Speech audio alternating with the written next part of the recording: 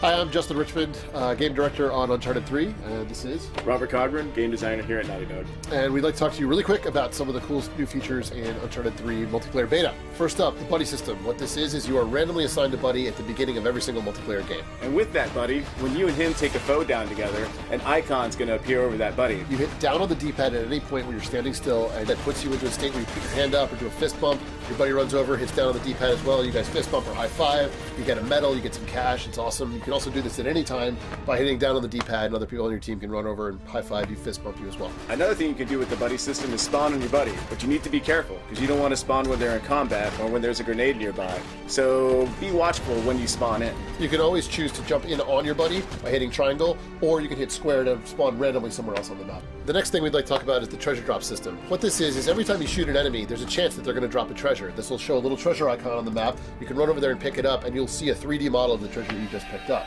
This also means that you can use these things to unlock sets of things. You want to talk about that a little bit? Yeah, so when you complete a treasure set, that's actually going to unlock something for you for your character appearance. From a hat to a shirt to even some pants and shoes. Additionally, when you complete a treasure set, it'll also unlock an emblem piece. So you're able to use that off the bat. One thing to remember about the treasure pieces real quick is that when a treasure drops, it's just for you. The only person that can see that treasure on the field is your buddy. And your buddy will see a green treasure icon on the playing field, and your buddy can pick it up for you.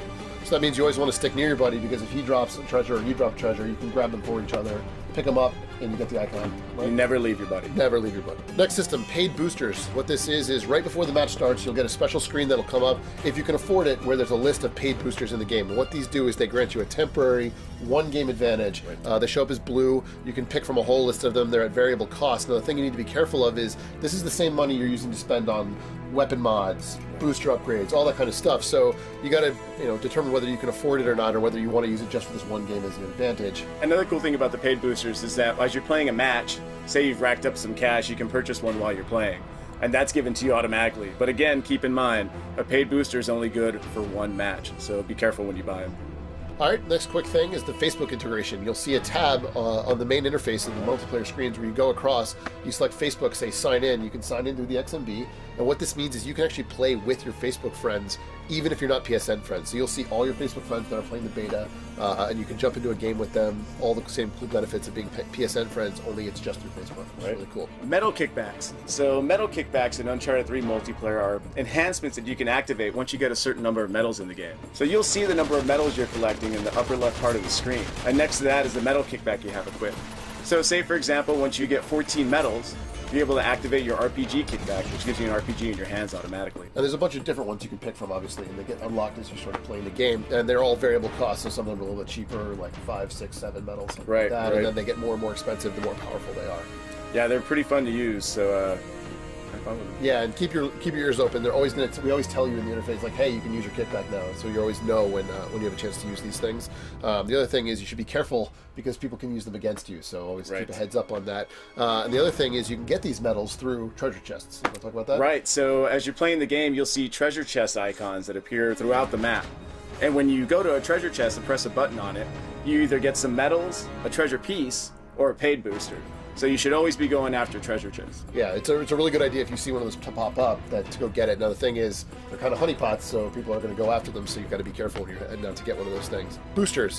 So you upgrade your boosters through doing different various medal feats, is that correct? Yeah, but first we should probably say that boosters get unlocked by rank, and then you got to buy them. So that cash we were talking about before, when you're spending it on paid boosters, you need to buy the boost. These are boosters you buy one time, and they have a permanent. Once you have them, they're permanent. They're yours to keep. Yes. And so boosters get upgraded though once you purchase them by doing specific feats in the game and earning medals. Right. And so the way the booster upgrades is when you go to your booster list, you'll be able to see what medals you need to get, or a medal type you'll need to get to upgrade it.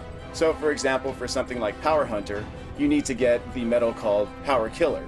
And you need to get that a certain number of times before it's upgraded. And if you ever have a question, you can always go into your booster list. It'll tell you what medal you need, and you can actually go straight from there into the medal list and see what medal you need to earn and how you earn it in order to get that upgrade. In the interface, we have a couple shortcuts for you guys. Yeah. So at any given point, you can always hit square, go in and see all your customization stuff. You can see your guns, you can see emblems, you can see the hero pieces you want to get. That's the fast way to get there. Right. To set your default loadout, so you have 4 different choices for your loadouts, you can hit R1. and Right. that will set that loadout as being your As a default.